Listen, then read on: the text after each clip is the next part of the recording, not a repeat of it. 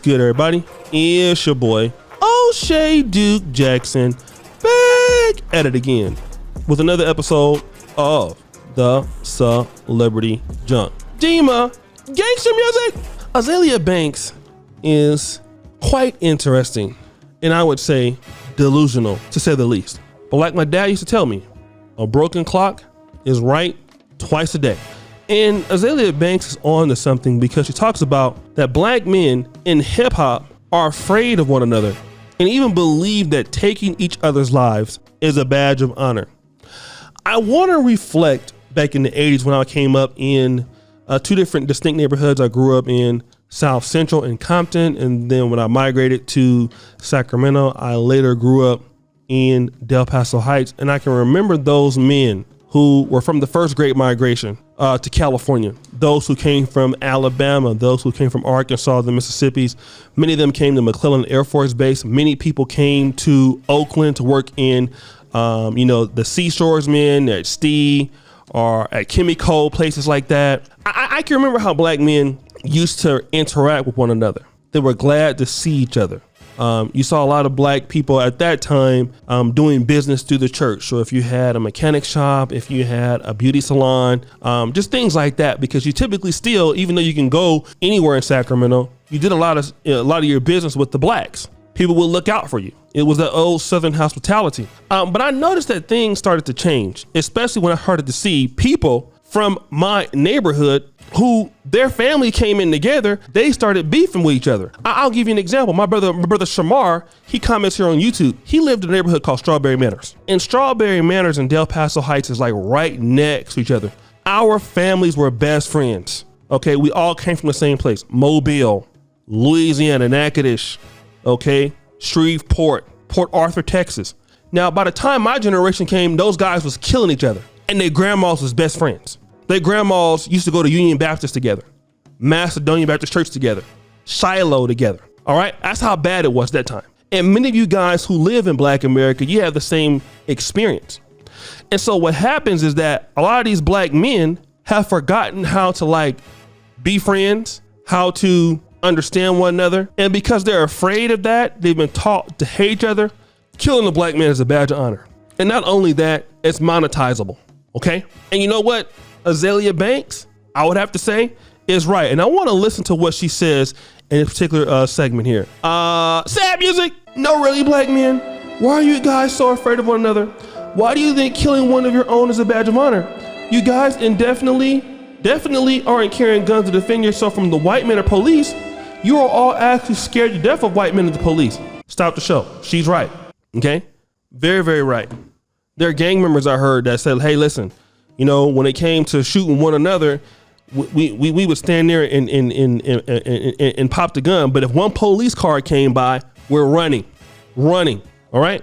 Sad music. You're carrying guns to protect yourselves from one another. It's actually the most asinine logic ever. Why are black men, especially in hip hop, so scared of one another? Serious question. That is because black men in America have not been taught by their families or by the system to love one another and have respect for one another. I'm gonna tell you one thing. When I was coming up in the black community, my mom watched every video. She will never comment, but if she could, she'll tell you, listen, get up out of here. Don't trust these Negroes. All right, get up out of Del Paso Heights. I moved back to Compton in my early 20s. She got me the hell up out of there. I was there with my dad. You need to go out and do some things in the greater America. That's the best advice she can give me. That's all she knew, right? What she didn't understand is that my people have given me everything that I have right now. Black men, I literally got everything I've gotten from African-American black men and other brothers from other places in the black community that have been able to retire me from having to work a job because my people support me. And this is the reason why, as much as I may talk stuff about situations about the African-American community, I'm a big critic, I can never take that away from African-Americans because they are the ones that gave me what I have. And I'll always be thankful for that. Now, I will never discount that. Okay. And the reality is, as black men, we have to understand that we are the leaders of any community. We are the ones that build economies. We are the ones that keep money circulating in those communities. And we are the ones that have to respect each other's talent. But when you don't know any other way, or you come from resources that are lacking, and again, it's the system's fault. And it's also our fault too, because we don't teach our black men that they have to get along. We don't teach our young boys to respect each other as men and their roles in the community. So when that is not taught to them, they become what society predicts will become, which are destroyers of the community, and they destroy themselves. I have friends, like that were gangsters and they got kids now, and maybe even they've changed. Their sons are doing the same thing that they was doing because they never have taught their children the right way. And I'm gonna tell you, it's up to us to teach our kids, even in the black manosphere. There's some drama that goes on here and there, but at least on the very micro level, you see black men that have come together and have created somewhat of an economy here on the YouTube platform, social media platform. You've seen it with me, guys like Kevin, guys like BGS, guys like Obsidian, communities. You see there's conferences. Because when black men come together, you can start solving some of the problems, okay? When the men are taken out of the equation, and better yet, when your own men take your own men out of the equation, even better. Look at YNW Melly, or YMN Melly, whatever his name is, that guy. The guy that killed his friend. We have to learn that our men are the ones that build for the communities. We look at our men as enemies, when our men are not enemies. Our men are that's who our loyalty is at. We gotta teach our young kids that the guy who's gonna be in your next business is possibly gonna be another black man.